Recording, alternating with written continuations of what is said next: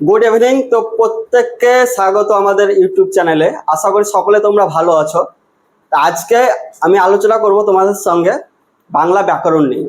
এবং আমরা আমাদের যে আগত পরীক্ষাগুলো রয়েছে, যেমন পঞ্চায়েতের পরীক্ষা এবং যারা তোমরা প্রাইমারির জন্য প্রিপারেশন নিচ্ছ বা আপাই প্রাইমারি, সেখানে কিন্তু এই বাংলা ব্যাকরণটা একটা ভীষণ গুরুত্বপূর্ণ বিষয়। এবং আমাদের দেখা আছে অনেক ছেলের মেয়ের মধ্যে কিন্তু এই বাংলা বিষয়টা নিয়ে একটা ভয় রয়েছে, কারণ আমরা দীর্ঘদিন ধরে এই বাংলা বিষয়ের উপর চর্চা না থাকার কারণে বিশেষ করে ব্যাকরণ পাঠটা আমরা কিন্তু অনেক ভুলে গেছি। এবং এখানে আমাদের ভয় থাকে যে বাংলা ব্যাকরণ কিভাবে সলভ করবো কোশ্চেনগুলো, কারণ আমরা কি বাংলার সাহিত্যের ইতিহাস বা তোমার যেগুলো জিকে রয়েছে সেগুলো কি হয়, কোশ্চেন আমরা মুখস্থ করলেও বা একটা কনসেপ্ট থাকলে সে কোশ্চেনগুলো উত্তর করতে পারি। কিন্তু বাংলা ব্যাকরণের তোমার যদি কনসেপ্ট না থাকে, তুমি বিষয়টা যদি না জানো, তো উত্তর করা কিন্তু সম্ভব নয়। কারণ সেখানে তোমার মুখস্থ করে কিছু করা যায় না, কারণ তোমাকে জিনিসটা কি আগে সেটা জানতে হবে, তারপরে সেই অ্যান্সারটা করা যায়। তার জন্য আজকে তোমাদের যেহেতু প্রথম ক্লাস, আমি বাক্য থেকে শুরু করব। এবং তোমাদের যদি প্রয়োজনে আর কি কি ক্লাস লাগবে সেগুলো তোমরা কমেন্টে অবশ্যই জানাবে, আমি সেই বিষয়ের উপর ক্লাস নিয়ে আসার চেষ্টা করব। তো চলো শুরু করা যাক আজকের ক্লাস। বাক্য, তোমরা দেখতে পাচ্ছ যে বাংলা ব্যাকরণের আজকে আমরা শুরু করছি বাক্য। তো স্যার বাক্য কাকে বলে? বোর্ডে লিখে দিয়েছি, তোমরা দেখতে পাচ্ছ যে বাক্য কি স্যার, না তো কতগুলি পদ পাশাপাশি বসে অর্থপূর্ণ আকারে বসে সম্পূর্ণরূপে মনের ভাব যখন আমরা প্রকাশ করি তখন বাক্য বলে। এটা চলো বইয়ের সঙ্গে। স্যার আমরা বাক্য আর একটু ভালো করে জেনে নিই। শুধু পাশাপাশি পদগুলো বসলে কি হবে না, সম্পূর্ণ একটা মনের ভাব যেমন প্রকাশ করে। আমার কথা যেমন তুমি, তোমাকে যে বলছি তুমি আমার কথাটা বুঝতে পারছো, তুমি বললে যেমন আমার তোমার কথা বুঝতে পারি, সেরকম একটা যেমন কানেকশন থাকে, তবে সেটাকে আমরা বলবো বাক্য, যেখানে সম্পূর্ণ একটা ভাব প্রকাশ পাবে যে আমি কি বলছি সেটা যেমন বোঝা যায়। আবার দেখো যে কতগুলি পদ, হয়তো অনেকে তোমরা এই পদ শব্দটা অনেক হয়তো নতুন শুনছো বা ভুলে গেছো যে পদ জিনিসটা আবার কি সেটা ভাবছো। চলো একটু জেনে নিই পদ কি। তা আমরা জানি যে বাংলা ব্যাকরণে 50টি বর্ণ রয়েছে, প্রত্যেকেই জানি বা পড়েছি, তাই তো, ও আ এই হিসাবে। তো তোমাদের যখন বর্ণর আলাদা আমি ক্লাস নিয়ে আসবো, বর্ণ শব্দ সেখানে আরো ভালোভাবে বলে দেবো। তা ও আ এরকমভাবে স্বরবর্ণ ব্যঞ্জন দুটি ভাগ রয়েছে, ক খ, এগুলো হচ্ছে বর্ণ। এই বর্ণ কি হয়, বর্ণ আলাদা আলাদা কিন্তু পাশাপাশি দুটি বর্ণ বসে যখন একটা অর্থ প্রকাশ করে তখন আমরা সেটা কি বলি, শব্দ বলি, তাই তো। যেমন আ একটি শব্দ, এই বর্ণ। ম একটা কি, এটি একটি বর্ণ। পাশাপাশি এটাকে যখন আলাদাভাবে রয়েছে আমরা বর্ণ বলছি, কিন্তু এই পাশাপাশি এই দুটি বর্ণকে যদি একসঙ্গে বা এক জায়গায় আমরা বসাই তো কি হচ্ছে, দেখো আম, আম, অর্থাৎ বুঝতে পারছো যে এটা একটা আম। আম, বুঝতে পারছো? তাহলে যে পাশাপাশি দুটি বর্ণ বসে কি হলো, একটি শব্দ তৈরি হলো। বর্ণ থেকে কি জানো, বর্ণ থেকে শব্দ হলো, শব্দ, তাই তো। তাহলে আম একটি শব্দ পেলাম, তাহলে পাশাপাশি দুটি বর্ণ বসে কি হলো, একটি শব্দ হলো। এই শব্দ পাশাপাশি বসে কিন্তু আমাদের বাক্য তৈরি হয়। যেমন আম আমাদের দেশের কি হয়, জাতীয় ফল, তাই তো। আম আমাদের দেশের, সরি, আম আমাদের জাতীয় ফল, জাতীয় ফল।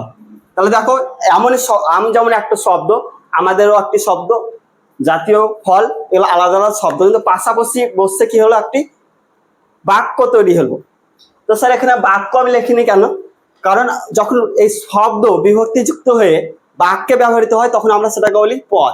তাহলে স্যার পদ কি বুঝতে পারলে, যে এই শব্দ যখন বাক্যে বিভক্তিযুক্ত হয়ে ব্যবহার হয় তখন সেটাকে আমরা বলি পদ।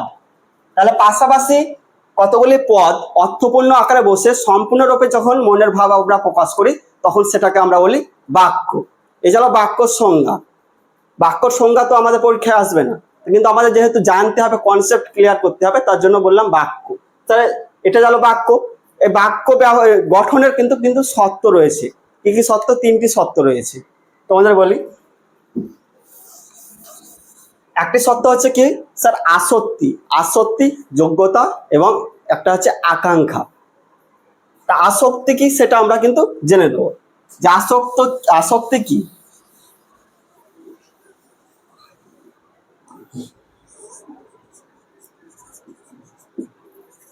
আসক্তি কি বলছে, এই যে বর্ণগুলো, বর্ণগুলো কিন্তু এলোমেলো ভাবে বসলে চলবে না। বর্ণগুলো কি একটি সমন্বয়ে, একটি অর্থপূর্ণ আকারে যখন বসবে বর্ণগুলি পাশাপাশি বসে তখন সেটাকে আমরা বলি আসক্তি। যেমন তোমার যে উদাহরণটা লিখলাম সেটাই লিখি, যেমন আমাদের জাতীয় ফল। জাতীয় ফল, এই বাক্যটা কিন্তু সম্পূর্ণ একটি বাক্য, তাই তো? কিন্তু যদি এই বাক্যটি যদি আমি এলোমেলো ভাবে বসিয়ে দিই, দেখো যদি বলি যে জাতীয় আমাদের আম ফল, বাক্যের কি সম্পূর্ণ একটি অর্থ প্রকাশ পাচ্ছে? বাক্যটা কিন্তু অর্থ প্রকাশ পাচ্ছে না। শুনতে একটা কেমন লাগছে, সম্পূর্ণ একটা ভাব প্রকাশ হচ্ছে না। আমাদের জাতীয় ফল বুঝতে পারছি, কিন্তু জাতীয় আমাদের আম ফল কেমন একটা উচ্চারণ আসছে, কেমন একটা বলতেও কেমন লাগছে, শুনতেও কেমন লাগছে, আমাদের সম্পূর্ণ একটা কিন্তু ঠিক আসছে না। এটা হচ্ছে আসক্তি। বাক্যের একটা সমন্বয় থাকতে হবে, বাক্য এলোমেলো ভাবে বসলে চলবে না। পরীক্ষায় কি আসছে কোশ্চেন? পরীক্ষা তো এরকম আসবে না, পরীক্ষা তোমার কেমন থাকবে? হয়তো এটা হচ্ছে সঠিক, এটা হচ্ছে ভুল, কিন্তু দেখা যাচ্ছে বাক্যে তোমার এইভাবে লেখা রয়েছে, বা তোমাকে এখানে দিয়ে দেবে যে এখানে কোন দোষে দুষ্ট। সেখানে থাকবে আসক্তি, থাকবে যোগ্যতা, থাকবে এবং আকাঙ্ক্ষা থাকবে। এখানে জানছো যে আসক্তি, আমরা কি জানলাম যে আসক্তিতে বর্ণগুলির মধ্যে একটি সমন্বয় থাকবে, বর্ণগুলি এলোমেলো ভাবে বসা চলবে না, বর্ণগুলি পাশাপাশি বসে একটা যখন সম্পূর্ণ অর্থ প্রকাশ পাবে, তখন সেটাকে আমরা বলছি বাক্যের মধ্যে জানতে হবে তখন আসক্তি আছে। আর এই বাক্যতে কিন্তু আসক্তি নেই, তাহলে এটা যদি বলে কোন দোষে দুষ্ট, তাহলে আমরা কি বলবো? এটা হচ্ছে আসক্তি দোষে দুষ্ট। তোমার কোশ্চেন থাকবে যে এটি কোন দোষে দুষ্ট, সেখানে যোগ্যতা, আকাঙ্ক্ষা বা আসক্তি থাকবে। তো আমরা জানছি এই বাক্যটা কি এলোমেলো হয়ে বসানো রয়েছে, সম্পূর্ণ একটা ভাব নেই, তাহলে এটা কি হবে? আসক্তি দোষে দুষ্ট। যদি কোশ্চেন আছে, এখান থেকে কোশ্চেন আসলে কিন্তু মানে আসবে, এর জানো আসক্তি। আর একটা কি আছে স্যার? যোগ্যতা। তো এবার জানবো আমরা যোগ্যতা। যোগ্যতা কি স্যার বাক্যের মধ্যে? তাহলে যোগ্যতা থাকতে হবে বাক্যে, যোগ্যতা। কি যোগ্যতা স্যার? বলছে যোগ্যতা অর্থটা বাস্তবসম্মত, কিন্তু তোমার বাস্তবসম্মত হতে হবে এবং অর্থপূর্ণ হতে হবে। যোগ্যতা আছে যে বাক্যটা বলবো, সে বাক্যটা কি হবে? একটা অর্থ থাকতে হবে এবং সেটা কিন্তু বাস্তবসম্মত হবে। আমরা জানলাম সামঞ্জস্যপূর্ণ তো হবেই, প্লাস অর্থ সম্পূর্ণ, বাস্তবসম্মত। একটা উদাহরণ দিলে তোমরা বুঝতে পারবে যে যোগ্যতা। একটা আমি উদাহরণ দেখি, রাহুল আগুনে সাঁতার দেয়, এটা একটি বাক্য, কিন্তু এখানে দেখো ভুল রয়েছে। কি ভুল রয়েছে স্যার? যোগ্যতাটা কি বললাম যে বাক্যকে অর্থ সম্পূর্ণ এবং বাস্তবসম্মত হতে হবে, কিন্তু আমি উদাহরণ কি দিলাম? উদাহরণ দিয়েছি রাহুল আগুনে সাঁতার দেয়। এটা কি কোনোদিন সম্ভব? কোনোদিন সম্ভব নয়, কারণ মানুষের পক্ষে বা কারোর পক্ষে আগুনে কিন্তু সাঁতার দেওয়া যায় না। আমরা সাঁতার দেয় কোথায়? পুকুরে বা নদীতে, জলে সাঁতার দেয়, তাই তো? তাহলে আগুনে কোনোদিন কিন্তু সাঁতার দেওয়া যায় না। তাহলে এটা কি সঠিক উত্তর কি হতো স্যার? রাহুল নদীতে বা পুকুরে সাঁতার দেয়, তাহলে কথাটা ঠিক হতো। তাহলে এখানে ভুল কি রয়েছে? এটা দোষ, কোন দোষে দুষ্ট হবে? এটা যদি দোষটা এখানে কোশ্চেন দিলে যে এটি কোন বাক্যটি কোন দোষে দুষ্ট হবে, দুষ্ট হবে আসক্তিতে, যোগ্যতাতে। কারণ যোগ্যতাতে কি বলেছে যে বাক্যটিকে অর্থের সামঞ্জস্যপূর্ণ অর্থ হতে হবে এবং বাস্তবসম্মত হতে হবে। কিন্তু এখানে তো কথাটা কি? আগুনে সাঁতার দেয়। আমরা জানি প্রত্যেকে যে আগুনে আমাদের পক্ষে সাঁতার দেওয়া সম্ভব নয়, তাহলে এটা কি বাস্তবসম্মত নয় এবং অর্থপূর্ণ হচ্ছে না বাক্য। তাহলে এটা কোন দোষে দুষ্ট হবে? এটা হবে যোগ্যতা। কোশ্চেন থাকবে যে এটি কোন দোষে দুষ্ট। এবার তোমার অপশন থাকবে যোগ্যতা, আসক্তি এবং আকাঙ্ক্ষা। তাহলে তোমার এটার অ্যান্সার হবে যে যোগ্যতা। আর একটা উদাহরণ দেয় তোমার, যে সূর্য পশ্চিম দিকে ওঠে, পশ্চিম দিকে উদিত হয়,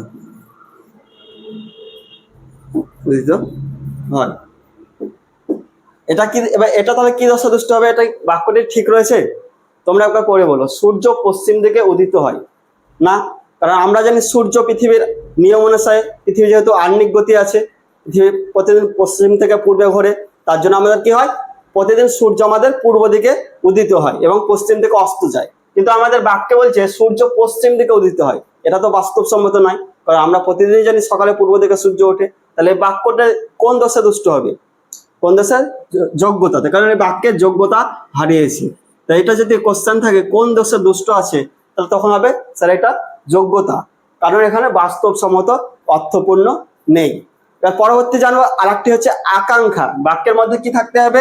আকাঙ্ক্ষা। আকাঙ্ক্ষা, আকাঙ্ক্ষা কি স্যার? আকাঙ্ক্ষা হচ্ছে আমি যে কথাগুলো বলছি, তাই তো, আমি বলছি তোমরা শুনছো। এবারে আমি এমন কিছু কথা বললাম, তোমার একটা উদাহরণ দেখে নেই, যেখানে আছে যে আমি চাই তোমরা প্রত্যেকে পরীক্ষায় সফল হও। এটা হচ্ছে একটা সম্পূর্ণ বাক্য। আমি যদি এবার বলি যে আমি চাই, তারপর আমি আর কিছু বললাম না, তোমাদের মধ্যে একটা দেখো শোনার আগ্রহ জন্মাছে, এবং আমার মধ্যে একটা বলার জন্য একটা আগ্রহ জন্মাছে যে আমি স্যার পরে আমি বলতে চাই যে আমি চাই তোমরা প্রত্যেকে সফল হও। আমি চাই বলে যদি আমি ছেড়ে দেই, যদি বলি আমি চাই, তারপরে আমি আর লিখলাম না, তোমরা মনে হচ্ছে স্যার আমি চাইয়ের পর কি আছে বা কি হবে, আমারও তো বলে সম্পূর্ণ পরিতৃপ্তি পেলাম না। তা বাক্যে যখন পরিতৃপ্ত ঘটে তখন জানতে হবে সেই বাক্যে আকাঙ্ক্ষা আছে। আর এমন যদি হয় যে সেই বাক্যে পরিতৃপ্তি ঘটছে না শোনার পর বা বলার পর, তখন সেটা কি হবে স্যার? সেটা হবে আকাঙ্ক্ষা দোষে দুষ্ট। তাহলে আমি চাই এই বাক্যটাতে কোন দোষে দুষ্ট হবে? আবার উপরে তিনটা আসক্তি, যোগ্যতা বা আকাঙ্ক্ষা এরকম অপশন থাকতে পারে, তখন কি বলবে? সেটা হবে আকাঙ্ক্ষা দোষে দুষ্ট। আকাঙ্ক্ষা দোষে দুষ্ট, আকাঙ্ক্ষা, আকাঙ্ক্ষা দোষে দুষ্ট। এবার যদি বাক্যটা এইভাবে হতো, আমি চাই তোমরা সকলে সফল হও, সফল হও, এটা হচ্ছে সঠিক বাক্য। কিন্তু এই বাক্যটা সম্পূর্ণ করতে পারছে না তার জন্য এই বাক্যটা কি রয়েছে? যে আকাঙ্ক্ষা রয়েছে বাক্যের, আর আকাঙ্ক্ষা পরিপূর্ণ করতে পারিনি, আকাঙ্ক্ষা তৃপ্ত করতে পারিনি, তাই এই হলো আকাঙ্ক্ষা। তাহলে আমরা এতক্ষণ জানলাম যে বাক্য গঠনের যে শর্ত বা নিয়ম রয়েছে সেই তিনটি। একটা জিনিস জানলাম, যোগ্যতা জানলাম, আসক্তি জানলাম এবং আকাঙ্ক্ষা জানলাম। এটা হলো বাক্য গঠনের তোমার নিয়ম, এগুলো থাকতে হবে, তবে আমরা সেটাকে কিন্তু বাক্য বলবো। পরীক্ষা থেকে এখান থেকে কোশ্চেন আসলে তোমার এরকমই আসতে পারে যে আসক্তি, যোগ্যতা এবং আকাঙ্ক্ষা। এবার আমরা যাব বাক্যের অংশতে। বাক্যের অংশ, তাহলে বাক্যের কয়টি অংশ? চলো একটু আমরা লিখে নেই বাক্যের অংশ। বাক্যের হচ্ছে দুটি অংশ, ঠিক আছে? এটা তোমরা নোট করে নাও। তো চলো এবার আমরা জেনে নেব বাক্যের অংশ। তাহলে বাক্যের অংশ কয়টি? বাক্যের অংশ, বাক্যে সাধারণত কি হয়? দুটি অংশ থাকে প্রধানত। বাক্যের প্রধান হচ্ছে দুটি অংশ। কি কি স্যার? একটি হচ্ছে উদ্দেশ্য, আর হচ্ছে উদ্দেশ্য এবং বিধেয়। বিধেয়, প্রত্যেকটা বাক্যের প্রধানত এই দুটি অংশ থাকে, একটা আছে উদ্দেশ্য আর একটা আছে বিধেয়। তাহলে উদ্দেশ্য, বিধেয় এটা কি সেটা তো জানতে হবে। পরীক্ষায় অনেক সময় কোশ্চেন দেয়, তোমার একটি বাক্য দিয়ে দেয়, সেখানে উদ্দেশ্য নির্ণয় করতে দেয় বা বিধেয় নির্ণয় করতে দেয়। তাহলে উদ্দেশ্য এবং বিধেয় এটা কি আমরা জেনে নিই। উদ্দেশ্যটা আগে জেনে নেই, বা তোমরা লিখে নিতে পারো, তোমাদের পরে সুবিধা হবে। উদ্দেশ্য, উদ্দেশ্য হচ্ছে যে বাক্যে যার সম্পর্কে কিছু বলা হয় সেটা হচ্ছে উদ্দেশ্য। বাক্যে যার সম্পর্কে কিছু বলা হয়, বাক্যে যার সম্পর্কে কিছু বলা হয়, কিছু বলা হয় তাকে উদ্দেশ্য বলে। তাহলে কি? বাক্যে যার সম্পর্কে কিছু বলা হয় তাকে উদ্দেশ্য বলে। একটা উদাহরণ নেই, তাহলে তোমরা আরো ভালো বুঝতে পারবে। যেমন রাহুল খুব ভালো ছেলে।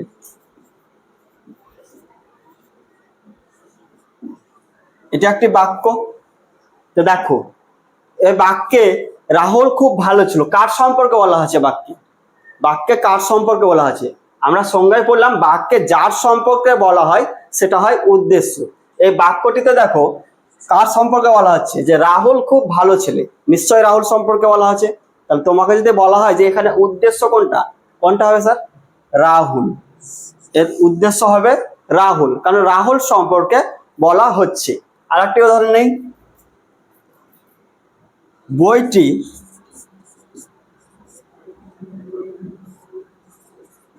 টেবিলের ওপর আছে। বইটি টেবিলের ওপর আছে, কিসের উপর বইটি আছে বা কার উপর বইটি আছে? টেবিলের উপর। কার সম্পর্কে বলা আছে? বইটি সম্পর্কে বলা আছে, যে বইটি টেবিলে রয়েছে, তাই তো?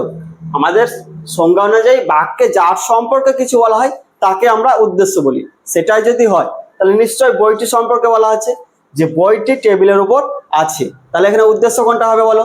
উদ্দেশ্য নিশ্চয় হবে বইটি। তাহলে বুঝতে পারলে যে উদ্দেশ্য কাকে বলে। তাহলে বাক্যে যার সম্পর্কে কিছু বলা হয় সেটাকে আমরা বলি উদ্দেশ্য। তোমার আগের উদাহরণ যেমন পেলাম রাহুল, বইটি টেবিলের উপর আছে, তাহলে এখানে উদ্দেশ্য হলো বইটি। আর একটা উদাহরণ দেখে নেই, তোমার যেমন পরিশ্রমী ছাত্ররা পরীক্ষায় ভালো ফল করে। আর একটা উদাহরণ কি আছে, যে পরিশ্রমী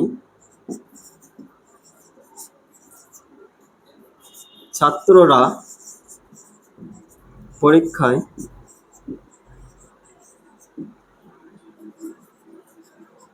ভালো ফল করে। এই বাক্য তোমরাই বলো যে এর উদ্দেশ্য কোনটা হবে। তোমরা এতক্ষণ যদি জানতে পেরেছো, যদি বুঝতে পেরেছো, নিশ্চয় তোমরা বার করতে পারবে যে এর উদ্দেশ্য কোনটা। কারণ আমরা জানি যে বাক্যে যার সম্পর্কে কিছু বলা হয় সেটা হয় উদ্দেশ্য। তাহলে পরিশ্রমী ছাত্ররা পরীক্ষায় ভালো ফল করে, এখানে কাদের সম্পর্কে বলা হচ্ছে গো? দেখো, পরিশ্রমী ছাত্ররা পরীক্ষায় ভালো ফল করে, নিশ্চয় ছাত্রদের সম্পর্কে বলা হচ্ছে, তাই তো? নিশ্চয় ছাত্রদের সম্পর্কে বলা হচ্ছে। তাহলে উদ্দেশ্য কোনটা হবে? ছাত্র। বাস, এতদূর যদি বুঝতে পেরেছো, তাহলে আর একটু ভালোভাবে বুঝতে পারবে। কি বলি? বাক্যে যার সম্পর্কে কিছু বলা হয় তাকে উদ্দেশ্য বলা হয়। তাহলে প্রথমে আমরা উদ্দেশ্য বার করার জন্য একটা ট্রিক্স বলি। প্রথমে তোমরা কি করবে? প্রথমে বাক্যটিকে প্রথমে ভালোভাবে পড়বে। যেমন রাহুল খুব ভালো ছেলে, বাক্য পড়া গেল। এবার বাক্যে তোমার প্রথমে আছে, যদি ব্যক্তি সম্পর্কে কিছু বলা হয়, কোনো ব্যক্তি, তাহলে কি করবে? কে, কে বা কারা, কে বা কারা, নিশ্চয় দেখা যাচ্ছে এতদূর, কে বা কারা, অথবা কি। যদি ব্যক্তি সম্পর্কে বলা হয় তাহলে প্রথমে আমরা কি বলবো?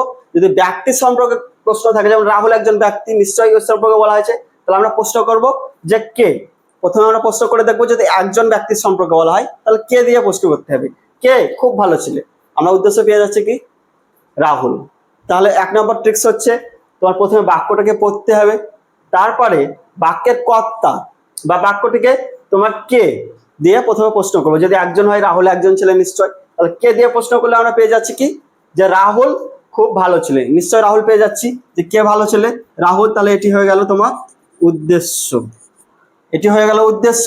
তারপরে যাব কারা, কারা দিয়ে, সরি এই, হ্যাঁ, যেমন এখানে দেখো ছাত্ররা, নিশ্চয় একটি ছাত্র নাই, ছাত্ররা মানে তো অনেক ছাত্রকে বোঝা যাচ্ছে। তাহলে এখানে প্রশ্ন করবো কারা। তাহলে পরিশ্রমী ছাত্ররা পরীক্ষায় ভালো ফল করে।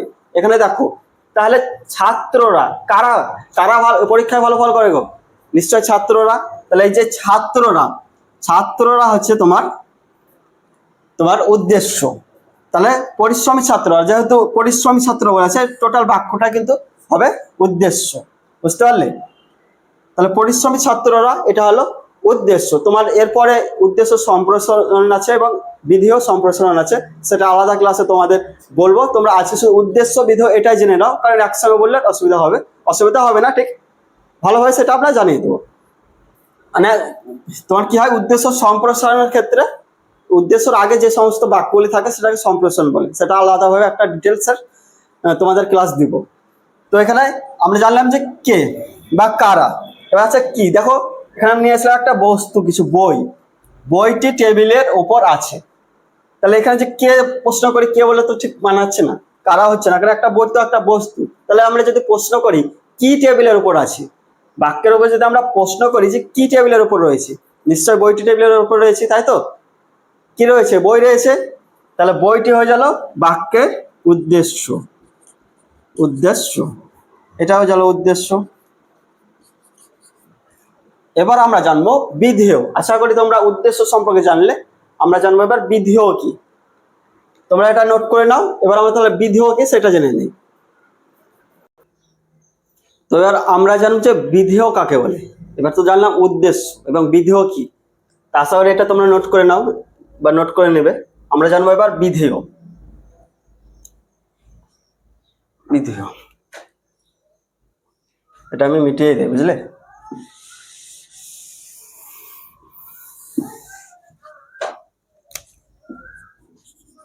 বিধেয়, স্যার বিধেয় কি? বিধেয় হচ্ছে যে বাক্যে উদ্দেশ্য সম্পর্কে যা কিছু বলা হয় সেটা হচ্ছে বিধেয়। এটা হলো কথা। বাক্যে যার সম্পর্কে, এতক্ষণ আমরা উদ্দেশ্যটা জানলাম যে বাক্যে যার সম্পর্কে কিছু বলা হয় সেটা ছিল উদ্দেশ্য। এবার আমরা জানবো বিধেয়, মানে বাক্যে উদ্দেশ্য সম্পর্কে যা কিছু বলা হয় তাকে বলা হয় বিধেয়। বাক্যে উদ্দেশ্য সম্পর্কে যা কিছু বলা হয়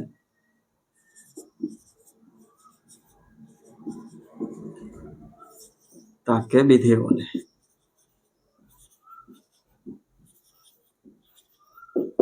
সংজ্ঞা পড়লেই তোমরা অনেকটা বুঝতে পারবে। দেখো, এতক্ষণ আমরা জানলাম যে বাক্যে যার সম্পর্কে কিছু বলা হয় তাকে উদ্দেশ্য বলা হচ্ছিল।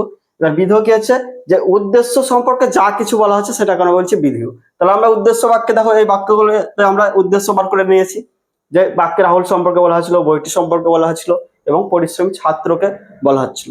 এটা গেল উদ্দেশ্য। এবার বলেছে যে উদ্দেশ্য সম্পর্কে যা কিছু বলা হয়। তাহলে উদ্দেশ্য সম্পর্কে আমাদের কি বলা হচ্ছে? প্রথম উদাহরণটা তোমরা লক্ষ্য করো যে রাহুল খুব ভালো ছেলে। রাহুলটা তো উদ্দেশ্য। এবার উদ্দেশ্য রাহুল সম্পর্কে কি বলা হচ্ছে? যে সে খুব ভালো ছেলে। তাহলে সে খুব ভালো ছেলে, তাহলে কার সম্পর্কে বলা হচ্ছে? রাহুল সম্পর্কে। তাহলে বিধেয় কি হবে? বিধেয় হবে যে রাহুল খুব ভালো ছেলে। এই যে ভালো ছেলে, এটা হচ্ছে বিধেয়। ভালো ছেলেটা হচ্ছে বিধেয়। তাহলে রাহুল সম্পর্কে নিশ্চয়ই খুব ভালো ছেলে এটাই বলা হচ্ছে। তাহলে বিধেয় কোনটা হবে? বিধেয় হবে এইটা, স্যার, যে খুব ভালো ছেলে বা ভালো ছেলে, এটা হচ্ছে মূল বিধেয়। বিধেয়। পরেরটা দেখো, বইটি টেবিলের ওপর আছে। সেম কোশ্চেন ওখানে করো যে আমরা কি বলবো? যে বাক্যে উদ্দেশ্য সম্পর্কে যা কিছু বলা হয় সেটাকে আমরা বলছি বিধেয়। এখানে দেখো উদ্দেশ্য আমরা বার করে নিয়েছি যে বইটি।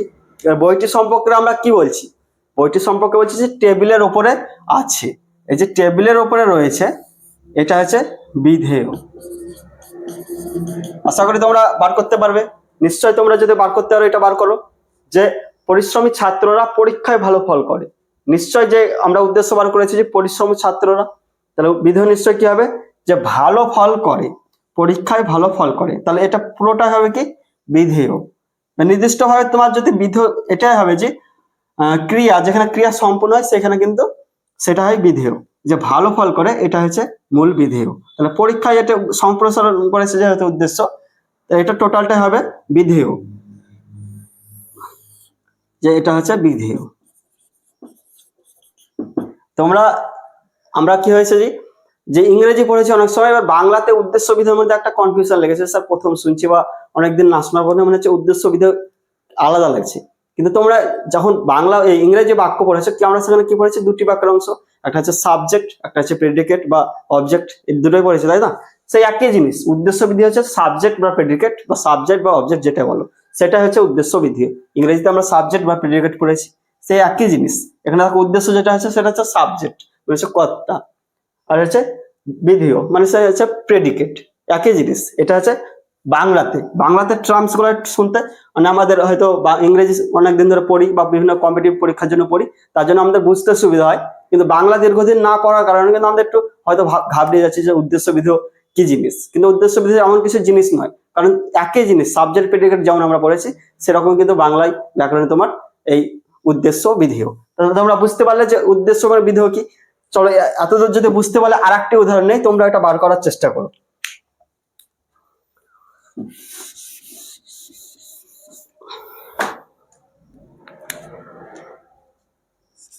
একটা উদাহরণ হচ্ছে যে মেয়েটি খুব ভালো গান গায়। গান গায় এই বাক্যে তোমরা বলো তো যে উদ্দেশ্য কোনটা হবে? আশা করি তোমরা বার করতে পারবে, যাতে এতক্ষণ ক্লাসটা দেখেছো তোমরা নিশ্চয়ই বার করে ফেলেছো যে উদ্দেশ্য এবং বিধেয় কোনটা হবে। কারণ আমরা উদ্দেশ্য বার করার সময় জানলাম যে কে বা কারা বা কি দিয়ে প্রশ্ন করবো, তাহলে আমরা উদ্দেশ্য পেয়ে যাব। তাহলে এখানে যদি আমি সরি, মেয়েটি খুব ভালো গান গায়, এখানে কে গান গায় গো? নিশ্চয় মেয়েটি গান গায়, তাই তো? তাহলে কে গান গায়? মেয়েটি। তাহলে উদ্দেশ্য কি হয়ে যাবে? নিশ্চয় মেয়েটি উদ্দেশ্য হয়ে যাচ্ছে, অবশ্যই মেয়েটি উদ্দেশ্য। এবার বিধেয় কি জানলাম যে উদ্দেশ্য সম্পর্কে যা কিছু বলা হয় সেটা হচ্ছে বিধেয়। তাহলে মেয়েটি সম্পর্কে কি বলা হচ্ছে? যে সে খুব ভালো গান গায়, সে গান গায় সেটা বলা হচ্ছে, মূল বিধেয় হচ্ছে গান গায়।